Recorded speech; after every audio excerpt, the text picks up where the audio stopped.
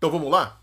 Quando se trata de se enxergar, todos nós utilizamos óculos. A gente vai construindo a percepção de nós mesmos a partir de espelhos. Espelhos que são oferecidos a nós pelas pessoas com as quais convivemos, principalmente nos primeiros anos de vida. Essas imagens refletidas por esses espelhos vão se consolidando dentro de nós e pouco a pouco vão constituindo aquilo que a gente chama de autoimagem. Mas se você reparar, de auto, essa autoimagem não tem nada. Afinal de contas, ela está sendo construída não a partir da maneira como nós nos enxergamos, mas em função das percepções do outro, dos discursos desses outros que estão presentes na nossa vida, principalmente lá no início, na infância. É como se a gente utilizasse óculos oferecidos por outras pessoas para nos enxergarmos. Nesse sentido, o que nós vemos de nós mesmos é, em grande parte, fruto do que outros disseram e demonstraram a nosso respeito.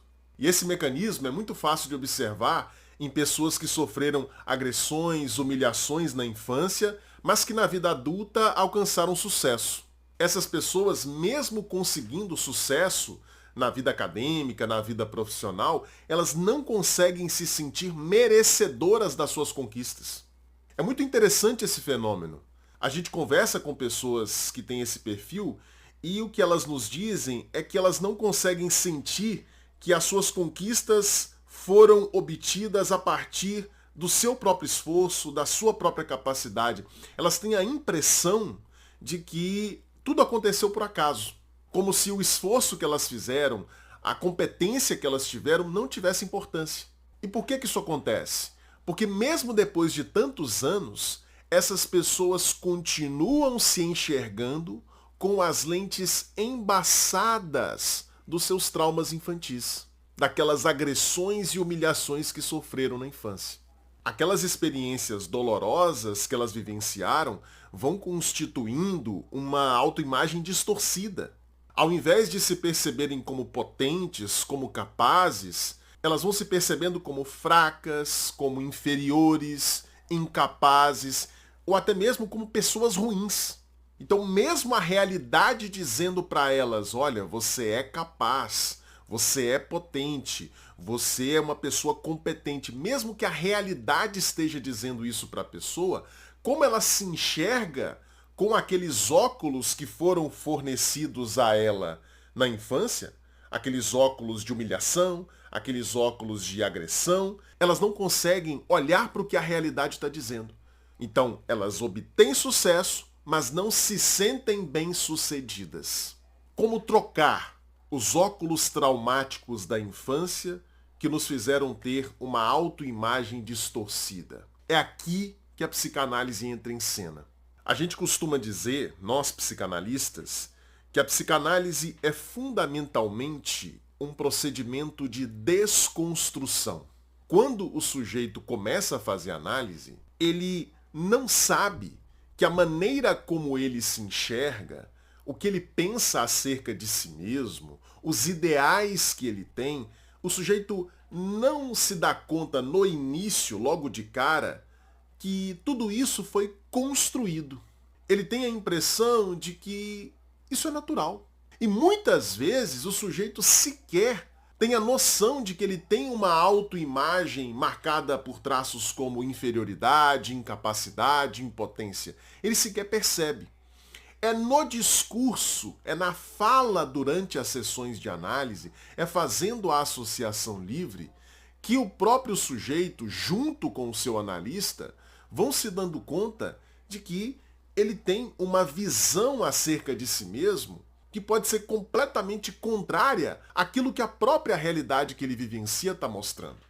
E aí você pode me perguntar, Lucas, mas a partir do momento que a pessoa percebe que ela tem uma autoimagem distorcida, uma autoimagem que não faz jus ao que essa pessoa de fato é, ao que ela de fato demonstra, ao que ela de fato pode, a partir do momento em que o sujeito se dá conta disso, por que ele simplesmente não troca os óculos? Por que ele simplesmente não passa a se enxergar de outra forma? Por que ele não escuta o que a realidade está dizendo? A realidade está mostrando para ele, cara, você é capaz, você dá conta. Por que esse sujeito não escuta a realidade, ao invés de ficar preso a esses óculos que são provenientes do trauma que ele vivenciou lá na infância? Por que ele permanece apegado a esses óculos? Ele tem medo de abandonar esses óculos e ficar no vazio, e ficar no desamparo, e não saber mais quem ele é. Ele se acostumou tanto a se perceber como aquela pessoa fraca, incapaz, inferior, que se você de repente propuser a essa pessoa, que tal deixar de se enxergar dessa forma? O sujeito vai dizer, se eu parar de me enxergar dessa forma, de que maneira eu vou me enxergar? Eu vou me perder. Eu não vou mais saber quem eu sou. Por pior que seja olhar para mim e me enxergar como inferior, incapaz, etc., por pior que seja, isso pelo menos é uma imagem que eu tenho de mim. Isso pelo menos me dá algum grau de orientação. Mas se porventura eu perco esses óculos, de que maneira eu vou me enxergar? O que vai servir para mim como ponto de referência para saber quem eu sou? Então o sujeito, em princípio, não quer trocar esses óculos. Porque ele imagina que sem esses óculos, ele ficará numa situação pior ainda. Então, para evitar esse mal maior, ele aceita continuar padecendo do que ele supõe ser um mal menor, continuar tendo uma autoimagem distorcida. Lucas, então, não tem jeito? O sujeito vai continuar se enxergando dessa forma para o resto da vida? Não. Eu disse para você que é aqui que a psicanálise entra em cena. A psicanálise é um procedimento de desconstrução. No caso de uma pessoa que tem esse problema, o objetivo da psicanálise será ajudar essa pessoa a desconstruir esses óculos, desconstruir essa maneira como ela se enxerga. Porém, isso só será possível se, durante esse processo de desconstrução, a análise conseguir oferecer para essa pessoa uma experiência de confiabilidade e de segurança, que permita a ela topar o desafio de renunciar a esses óculos. Se eu não conseguir oferecer para o sujeito uma atmosfera de segurança que diga a ele, olha, pode tirar esses óculos que você não vai ficar desamparado. Pode tirar esses óculos que o que te espera lá na frente é uma situação muito melhor. Você não vai ficar perdido, desamparado, sem saber quem é. Pelo contrário, você vai trocar essa autoimagem completamente distorcida pelo trauma por uma autoimagem que seja mais conforme àquilo que você verdadeiramente é. As humilhações, as agressões que você sofreu quando criança levaram você a acreditar que você é X. Mas, na verdade, se você não tivesse passado por essas agressões e humilhações, você teria se enxergado como Y, como aquilo que você verdadeiramente é. Potente, capaz. Só que o sujeito só pode acreditar nisso, ele só pode acreditar que vale a pena tirar esses óculos traumáticos se ele estiver num ambiente suficientemente seguro, acolhedor e confiável. É como se o analista chegasse para essa pessoa e falasse assim, olha, vamos atravessar esse rio. E o sujeito fala, não, eu não vou atravessar. Eu não vou atravessar porque eu vou morrer afogado. Eu tenho certeza que eu vou morrer afogado. E aí o analista diz para ele, não, pode confiar. Eu vou estar junto com você. Então, se for para morrer afogado, nós dois vamos morrer juntos.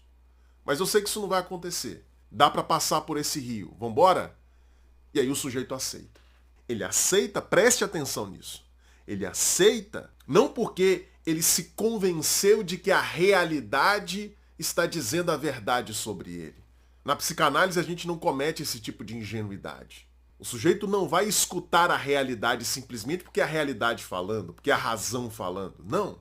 Ele aceita o desafio de renunciar à sua autoimagem distorcida pelo trauma graças à confiança que ele sente no analista, graças à confiança que ele sente naquele processo terapêutico. Essa confiança que permite ao sujeito aceitar essa proposta do analista de atravessar o rio, que vai ajudá-lo a construir uma autoimagem que seja agora mais favorável. Perceba que agora, gente, para concluir, se o sujeito topa fazer essa travessia, ele não terá, ainda assim, uma autoimagem que foi formada apenas por si mesmo. Não. É que agora os espelhos mudaram. Quando ele era criança, os espelhos que foram oferecidos a ele foram os espelhos do trauma, os espelhos de um ambiente agressivo, os espelhos de um ambiente invasivo, os espelhos de um ambiente abusivo. Agora não. Agora, na análise, no processo terapêutico, ele está tendo acesso a outros espelhos. A espelhos de acolhimento, a espelhos de confiabilidade, a espelhos de segurança.